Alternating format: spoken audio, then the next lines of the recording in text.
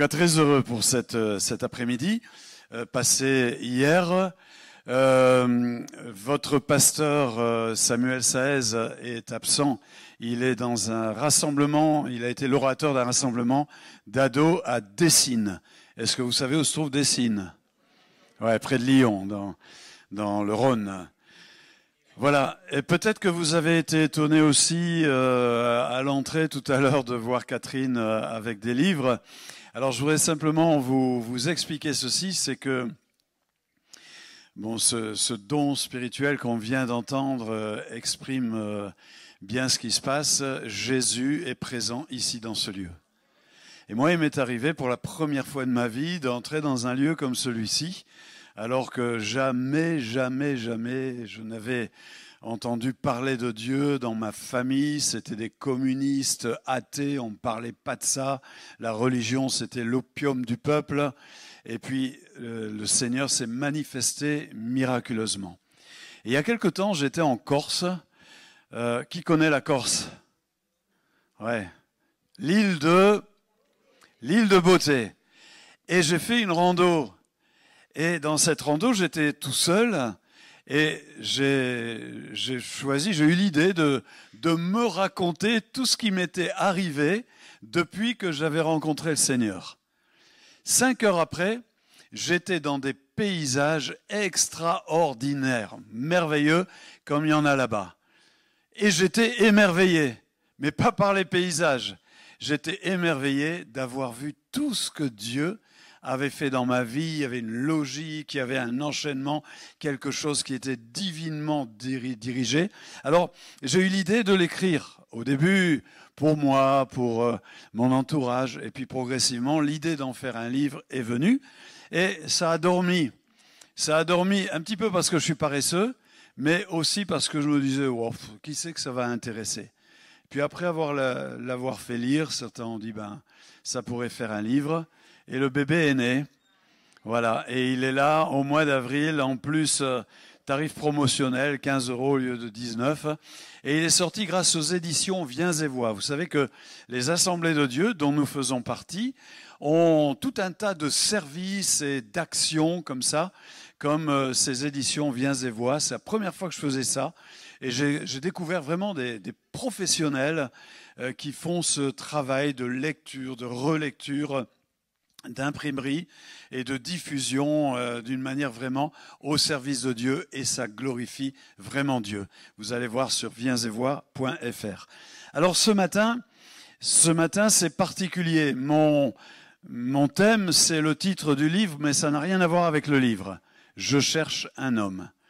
Et ce thème, je l'ai déjà prêché, je crois, au milieu de vous. Je l'ai souvent prêché. Ça a été pour moi le préliminaire à DNJ, où je suis allé dans des dizaines d'églises avec ce message. C'est ce message qui a touché ma vie la première fois, miraculeusement. Vous allez voir comment si vous lisez le livre. Mais si j'ai choisi de le prêcher ce matin, c'est à cause des temps que nous vivons dans notre pays. Je ne sais pas comment vous réagissez, comment vous regardez tout ça, mais il se passe quelque chose en ce moment dans notre pays. Et c'est quelque chose qu'on ne peut pas regarder avec passivité, avec indifférence, ou en se disant « Oh, c'est comme ça, c'est la fin des temps ». Ce que je voudrais vous montrer ce matin, et d'une manière extrêmement sérieuse, c'est que vous et moi, nous avons un rôle important à jouer, et je vais vous montrer lequel. Alors, on va lire ce texte, Ézéchiel chapitre 22, verset 23. Il s'affiche, et j'en profite pour saluer tous ceux qui nous regardent sur YouTube. Ézéchiel 22, 23. Alors, toujours petite mise au point technique. Là, j'appuie dans le bon sens. Ah non. Vous me mettez une flèche en haut et il faut appuyer en bas. Bon, j'ai compris. On y va. La lecture. La parole de l'Éternel me fut adressée en ces mots. Fils de l'homme, dis à Jérusalem, tu es une terre qui n'est pas purifiée, qui n'est pas arrosée de pluie au jour de la colère. Ces prophètes conspirent dans son sein comme des lions rugissants qui déchirent leur proie Il dévore les âmes, s'empare des richesses et des choses précieuses. Il multiplie les veuves au milieu d'elles. Ses sacrificateurs violent ma loi, profanent mes sanctuaires. Ils ne distinguent pas ce qui est saint de ce qui est profane. Ils ne font pas connaître la différence entre ce qui est impur et ce qui est pur.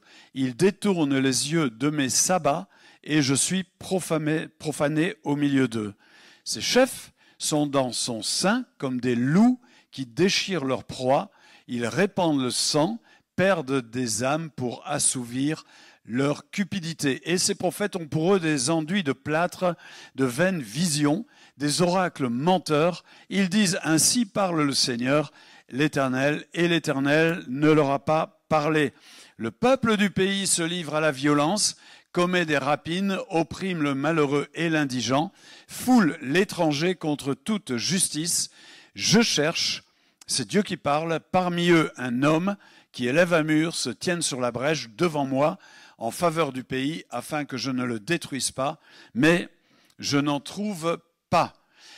Il y a dans ce texte la description d'une société, et je voudrais vous montrer par la suite combien cette société ressemble à celle dans laquelle nous vivons. Mais la question que nous voulons nous poser, l'Église et la société, qui impacte, qui influence l'autre?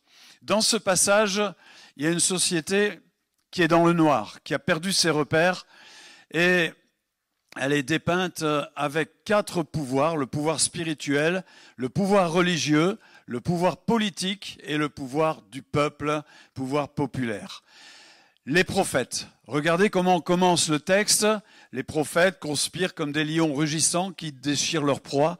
Ils dévorent les âmes, s'emparent des richesses et des choses précieuses, multiplient les veuves au milieu d'elles. C'est le pouvoir spirituel. Il faut que l'on soit conscient qu'il y a une réalité visible, palpable, tangible, mais il y a aussi une réalité invisible. Et la réalité invisible est souvent bien plus réelle que la réalité visible. Ça va ? La réalité invisible, vous le savez, on l'a dit dans les dernières semaines, la réalité invisible est en gros constituée de 2 royaumes. Nous étions avant dans ce royaume qu'on appelle le royaume des ténèbres. Un royaume qui est dirigé vers et pour le mal, pour la destruction. Et la Bible dit qu'il nous a transportés dans le royaume du Fils de son amour. Amen. Nous avons changé de royaume. Nous sommes dans le royaume de Jésus. C'est un royaume d'amour, de lumière, de bonté, de douceur, de force, de puissance.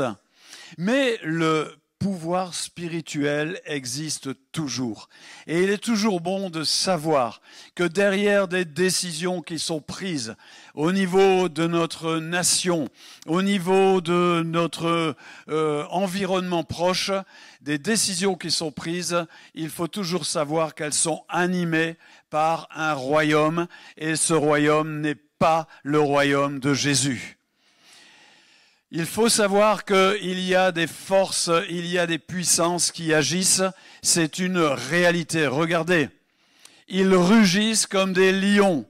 La Bible dit que le diable est comme un lion rugissant. Ça fait peur, non? Vous avez déjà vu un lion rugissant? Non? Allez, assis Jean. Enfin, quand ils font pas la sieste, hein? Ouais, ça fait peur. Et il rugit beaucoup contre les chrétiens. Mais vous savez, lui, il ne peut pas aller sur le chemin des chrétiens, le diable. Donc si je suis bien sur le chemin des chrétiens, il peut que rugir, même pas peur. Par contre, si je suis un peu à côté du chemin, aïe aïe, coup de patte, coup de griffe, je le prends. Hein. Mais voilà ce royaume, ce pouvoir spirituel, il dévore l'âme.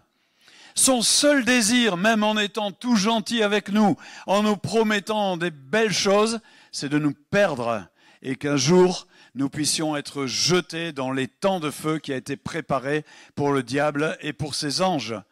Il s'empare des richesses et des choses précieuses.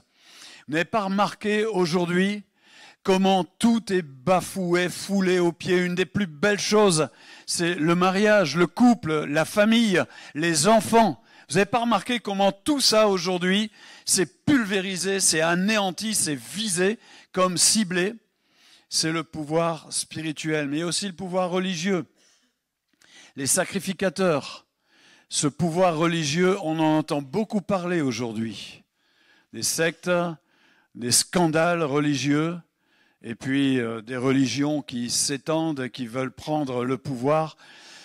Ils ne distinguent pas ce qui est saint de ce qui est profane. Ils n'enseignent pas les valeurs. Voilà, ça c'est le texte d'Ézéchiel. Et ils détournent mes yeux du sabbat. Le sabbat a été donné par Dieu.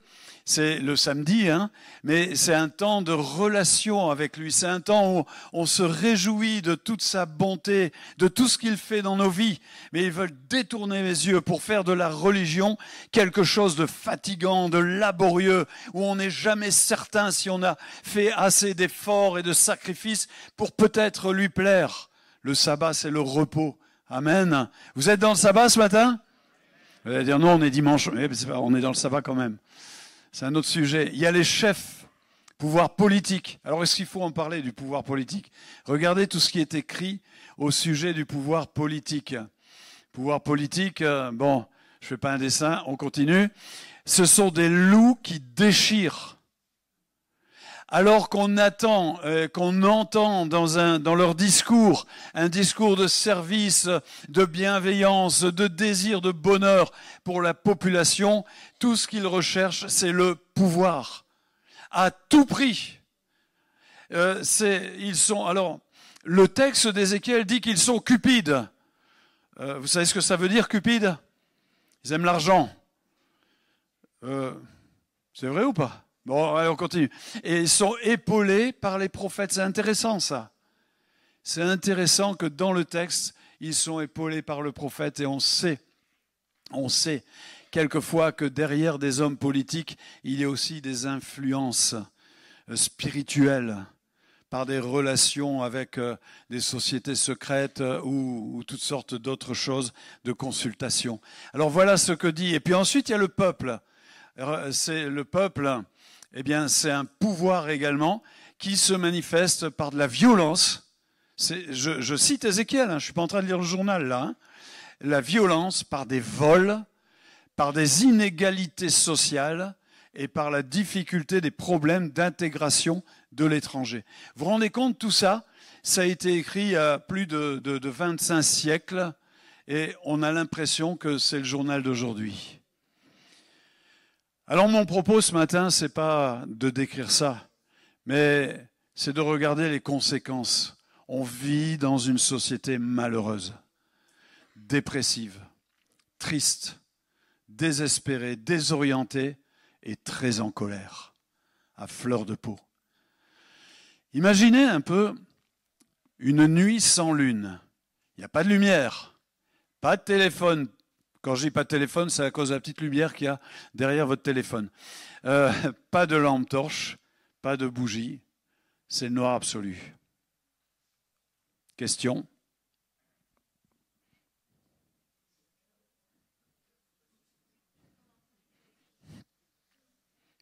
Anaïs?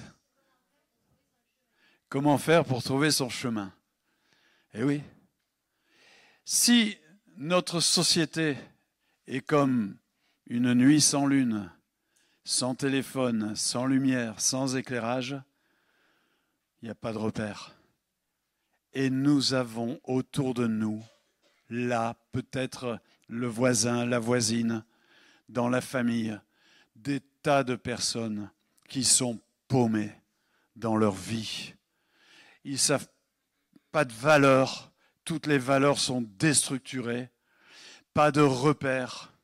Et on en est 2, 3, 4, 5 générations où cette spirale est en train de s'augmenter, de s'intensifier. On répète ce qu'on a vu chez les parents, mais si les parents n'ont rien vu, que voulez-vous qu'on répète? On répète ce que les générations précédentes nous ont dit, mais si les générations précédentes répètent ce qu'elles ont entendu et qu'elles n'ont rien entendu, comment voulez-vous? Et cette spirale, elle est vraiment vicieuse. Pourtant, ça manque pas de solution. Éducation, bravo aux enseignants, de la formation. Alors, ça, il y en a partout, tellement qu'on a supprimé les crédits. De la répression, la politique, la philosophie, l'argent, blablabla, blablabla. Il n'y a rien qui marche. Échec. Vous êtes d'accord avec le constat? Pourtant, Dieu, un jour, a mis son prophète devant quelque chose qui était une désolation, une vallée remplie d'ossements et d'ossements desséchés. Et cette vallée semble dire qu'autrefois, ces ossements, c'étaient des vaillants hommes, puisque c'était une vallée où il y a eu une guerre, un combat. Donc tous ces vaillants hommes, ces soldats prêts à la guerre, n'étaient plus que des ossements desséchés. Et Dieu dit à son prophète, ces os pourront-ils revivre? Et le prophète répond mollement, tu le sais. Est-ce que c'est pas quelque part l'attitude que nous aussi, et je m'inclus, nous pouvons avoir devant notre société? Notre société qui va de mal en pis, notre société qui rend les hommes malheureux avec ses 4 pouvoirs, et on est là en train de la regarder en disant, Seigneur, je sais que tu es capable de faire quelque chose, fais-le quand tu veux. Mais Dieu a dit à son prophète, maintenant prophétise. Change de langage. Ce que j'ai promis, ce que je suis, commence à le dire, commence à le prononcer. Et le prophète Ézéchiel a commencé à confesser ce que Dieu est, ce que Dieu est capable de faire. Il a changé de langage, il a changé de regard sur ces ossements desséchés. Et si vous lisez le texte, vous verrez ce qui s'est passé après. Au milieu de tout ça, vous allez vous promener sur le marché à Narbonne, vous allez sur la plage cet après-midi, vous allez dans les supermarchés, vous allez à votre travail demain, dans votre quartier. Au milieu de tout ça, il y a l'église. Amen. Vous attendez la suite. Il y a les chrétiens, c'est nous. Dis à ton voisin, il y a toi. Dis à ton voisin, il y a moi. Et tu lui dis, il y a nous. Bon ouais, mais alors? Mais alors?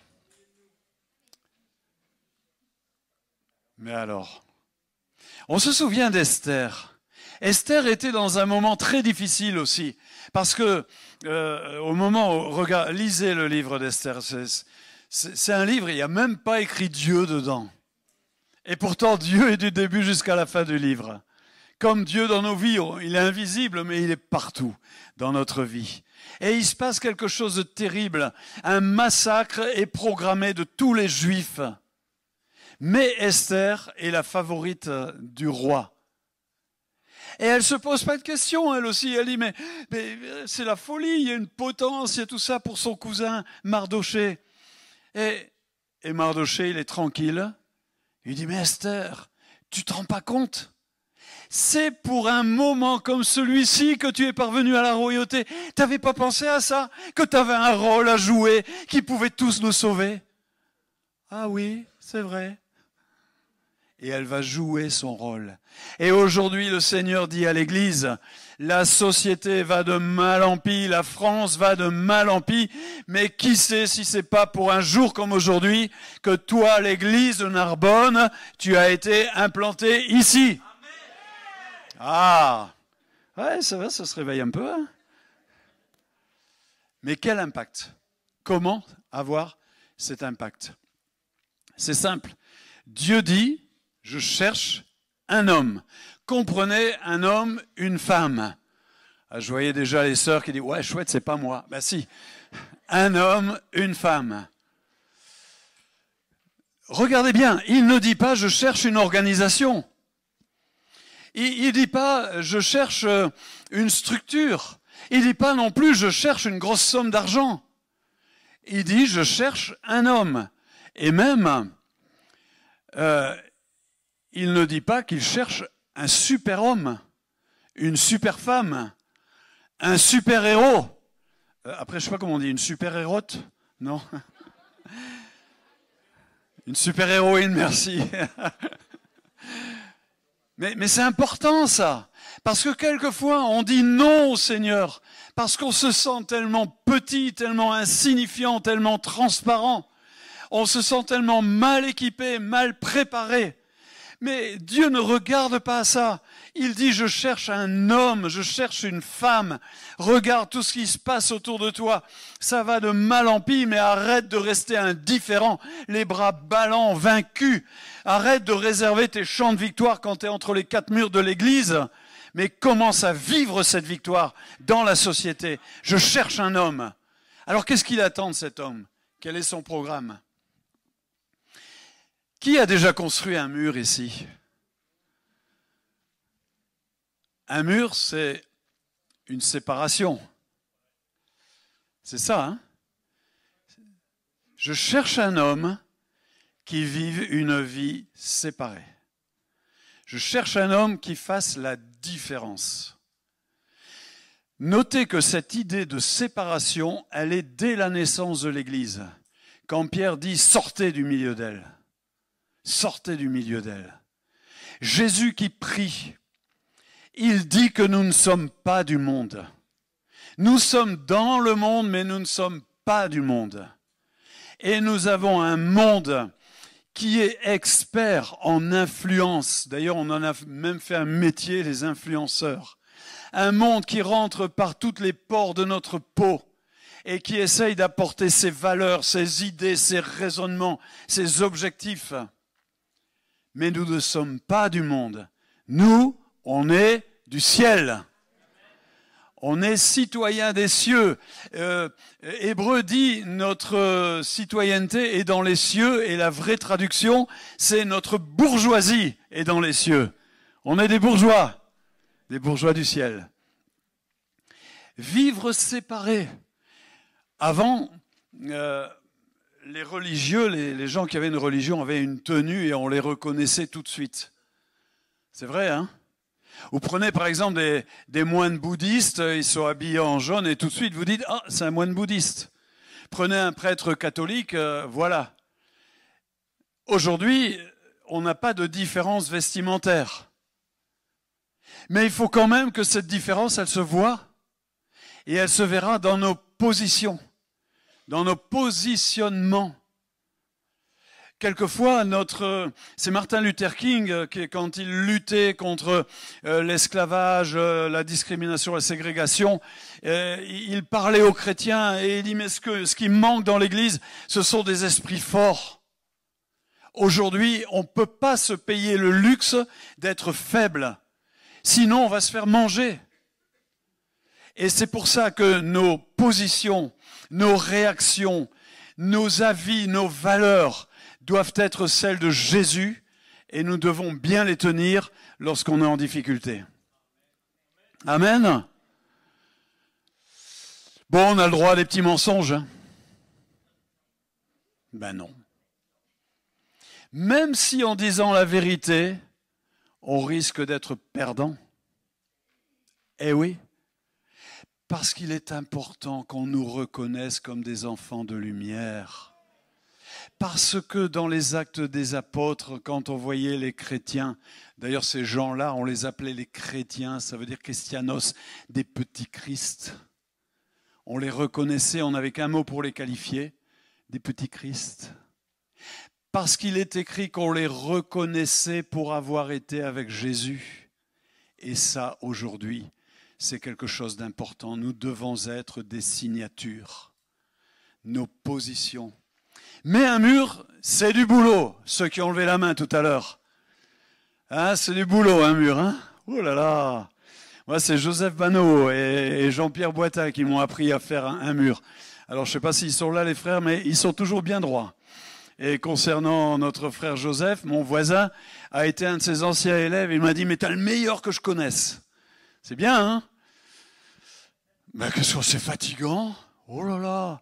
Moi, je suis pasteur, je tiens un stylo, une souris d'ordinateur. Ah, il m'a mis une truelle dans les mains, une pelle, il a fallu charger les mélanges, tout ça.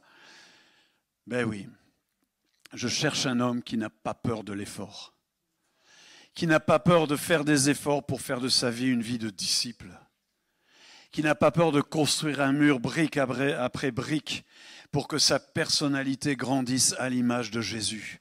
Tout à l'heure, on a entendu parler de la Bible. Je cherche un homme qui étudie sa Bible. Je cherche un homme qui sait passer du temps dans la prière. Je cherche un homme qui sait faire des efforts pour lutter contre ses propres faiblesses. Voilà l'homme que Dieu cherche. Voilà la femme que Dieu cherche. C'est peut-être pas un Superman, mais c'est quelqu'un qui va être capable de se fortifier. On continue. Il y a eu un sondage IFOP cette année. Il y en a un tous les ans, commandé par la Fédération protestante de France. Vous pouvez trouver ça sur Internet, mais regardez ce qu'on lit. Les sondés étaient à 34%. Alors c'est un sondage qui concerne le peuple protestant et évangélique, qui est à peu près, enfin, on parle de 45-50%. Moi je crois que c'est plus, mais bon, bref. Le sondage n'est pas faux. 34% à lire la Bible au moins une fois par semaine. Est-ce que vous faites partie de ces 34%? Ils étaient, en 2024, 2023 je crois, c'est tous les 2 ans. Aujourd'hui, ils sont plus que 20%. 34, 20 en 2 ans. 33% a déclaré à ne jamais la lire. Un chrétien sur 3 a déclaré dans ce sondage qu'il ne lisait jamais la Bible. Vous vous souvenez de José Bové, quand il détruisait les McDo, là, il luttait contre quoi? Il y avait un mot. Ouais, j'ai entendu. Il luttait contre la malbouffe. Eh bien, moi, je veux lutter contre la malbouffe chez les chrétiens. YouTube, c'est bien. Il y a peut-être d'excellentes choses. Mais le problème, c'est pas de se nourrir d'excellentes choses, c'est de se nourrir n'importe comment. C'est ça. Et il n'y aura jamais mieux que de prendre du temps, prendre sa Bible et la lire. Amen. Il va se passer des trucs entre vous et Dieu qui ne vous appartiendra qu'à vous tout seul. Et il est écrit, le secret de Dieu, l'amitié de Dieu est pour ceux qui l'aiment. Donc, n'oublions pas ça. Et vous regardez la suite, le pourcentage, 26% à aller au culte chaque semaine. En 2010, ils ne sont plus que 21%. Et le pourcentage de ceux qui disent qu'ils ne vont jamais au culte a baissé de 10,16%, a augmenté de 10 points, pardon, 26% au lieu de 16%. Le Covid est passé par là. Alors, il demande à cet homme de faire un mur et de faire une brèche. Bon, on connaît tous l'histoire du maçon qui fait une pièce et il oublie de faire la porte et il se retrouve au milieu entre 4 murs et ne sait plus sortir. Il n'y en a pas, des comme ça. La brèche, c'est ce qui permet de voir ce qui se passe de l'autre côté du mur. Ça parle d'ouverture. Ça parle du regard qu'on a sur ce qui se passe de l'autre côté du mur.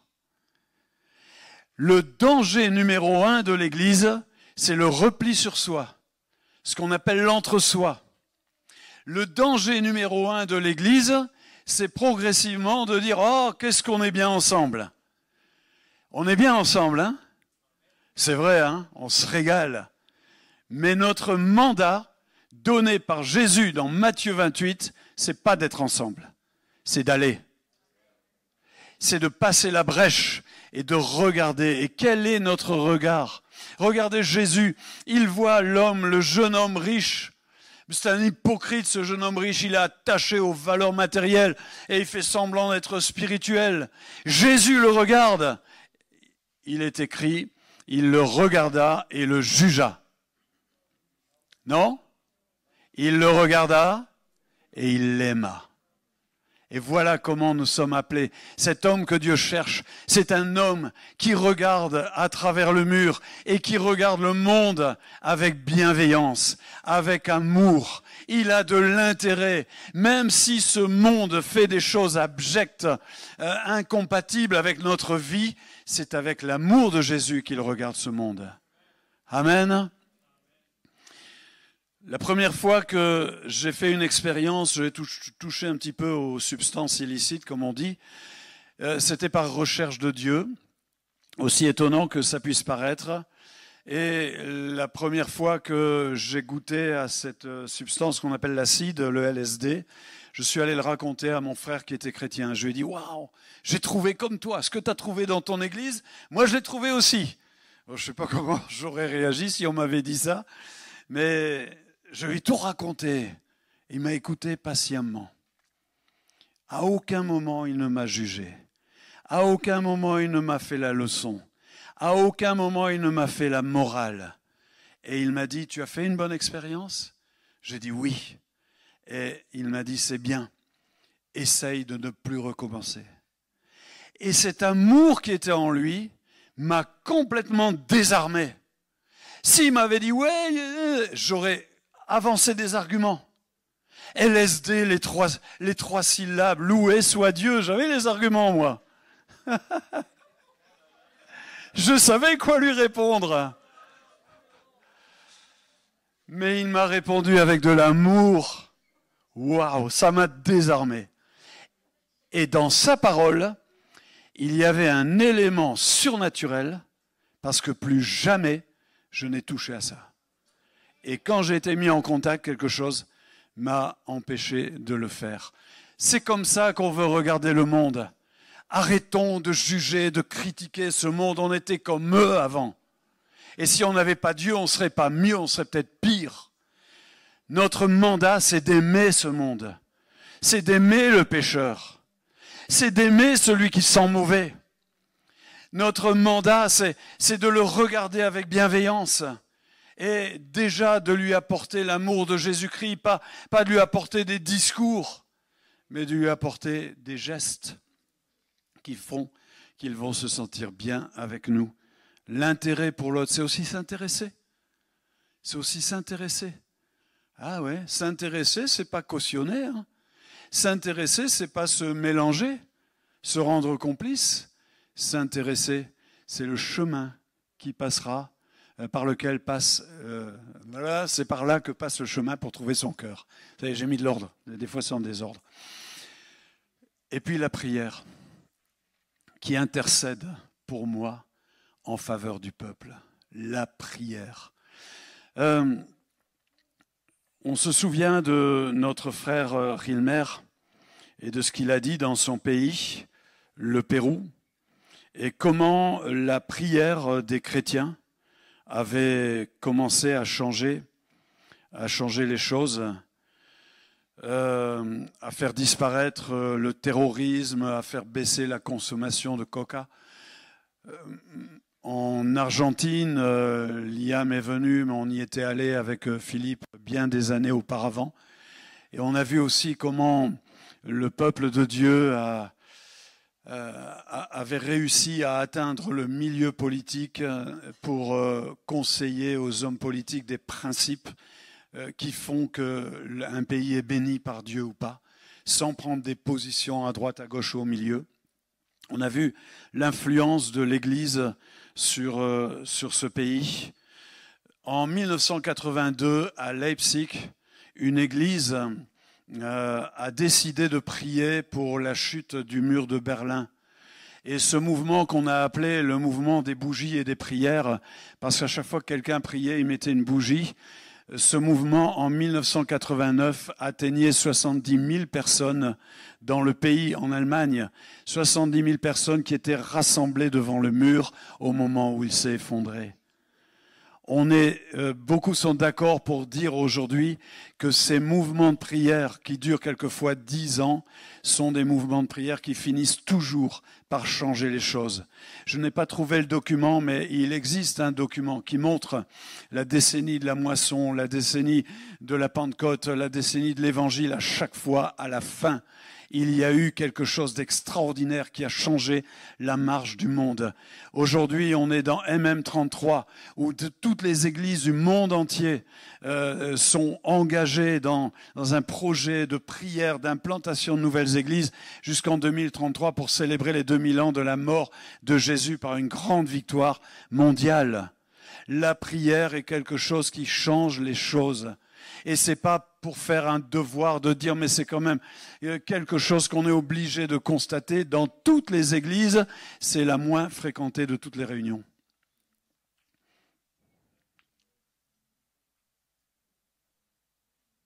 C'est la seule chose qu'ils ne savent pas faire, les 4 pouvoirs là. Ils ne savent pas faire ça. C'est la seule chose qu'ils ne savent pas faire quand ils cherchent des solutions pour que ça aille mieux. Ils peuvent tout faire, ils ont des milliards. Ils ont des gens hyper qualifiés, hyper formés, hyper équipés. Ils ont les meilleurs. Mais il y a une chose qu'ils ne savent pas faire. Et c'est cette chose-là qui fait toute la différence. L'intercession, la prière. Et Dieu cherche un homme. Et Dieu pleure en disant, mais j'en trouve pas. Waouh! La prière en faveur du pays. Moi, je crois que Dieu aime la France. Ouais? C'est au Coteau-Fleury quand j'ai commencé à inviter pour le mois d'août des ministères internationaux que j'ai découvert chez ces hommes une véritable vision pour leur pays. Ce ne sont pas des nationalistes, parce qu'aujourd'hui il y a un nationalisme chrétien qu'on appelle le dominionisme aussi, qui n'est pas bon. Enfin, pour moi, je ne suis pas d'accord avec ça. Mais l'amour de leur pays, l'amour pour le salut de la population de leur pays, j'ai découvert ça chez ces hommes, notamment chez Hilmer, mais aussi d'autres que j'ai pu inviter par la suite.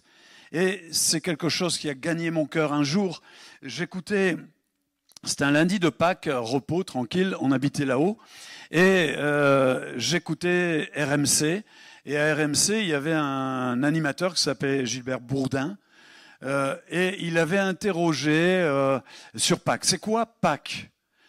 Et les auditeurs répondaient, et puis tout le monde répondait, cacher des œufs, fête de famille, un bon repas, l'agneau, etc.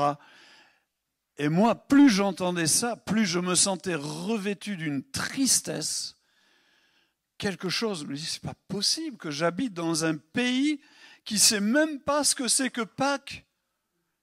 Vous allez dans les supermarchés, il n'y a rien qui rappelle le Pâques de l'Évangile. Vous allez à Noël, il n'y a rien qui rappelle le Noël de l'Évangile. Et c'est notre pays, ça. 4e pays le plus athée au monde. Mais Dieu aime mon pays. Et je veux l'aimer comme Dieu aime. Et je veux être cet homme que Dieu cherche, qui élève un mur, qui n'a pas peur du boulot. Je veux être cet homme qui regarde à travers ce mur avec bonté, bienveillance. Et je veux être cet homme qui intercède pour que quelque chose change dans ce pays. Et si je le fais, c'est parce que je crois que Dieu peut le faire. Amen. Cet homme, cette femme, c'est toi, c'est moi, c'est nous. Mais la réponse, elle n'appartient qu'à chacun de nous, personnellement. Amen. Est-ce que vous voulez vous lever, s'il vous plaît?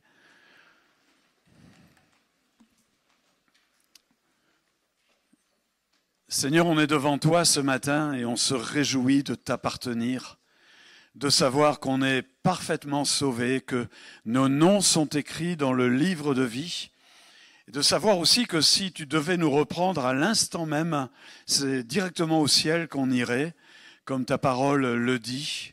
On est heureux de ça. On est heureux de la paix que tu mets dans nos cœurs, de la joie, de cette belle famille que nous formons tous ensemble. Mais Seigneur, on veut aussi considérer que si on est encore sur cette terre, c'est parce que tu cherches des hommes et des femmes. Et ce matin, nous voulons laisser ton esprit sonder nos cœurs. Nous voulons laisser ton esprit sonder nos âmes, regarder nos vies. Nous voulons te prier, Seigneur, de nous montrer la gravité des temps que nous vivons, mais en même temps leur beauté, parce que c'est les temps qui annoncent ton retour, ta venue. Seigneur, pardonne-nous pour notre indolence. Pardonne-nous, Seigneur, notre indifférence.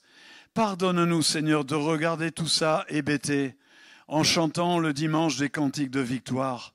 Pardonne-nous, Seigneur, n'avoir pas pensé qu'on avait un rôle à jouer là-dedans, sur ce pays qui va si mal. Et Seigneur, donne-nous la grâce, crée en nous le vouloir et le faire. Seigneur, fabrique cette volonté en nous de te prier, de construire un mur, de regarder les choses différemment. Et Seigneur, donne-nous cet espoir, cette conviction que tout ce que nous ferons pour répondre à ton appel va changer les choses. Que ton nom soit béni, Jésus. Amen. Amen. Amen. Merci pour votre attention.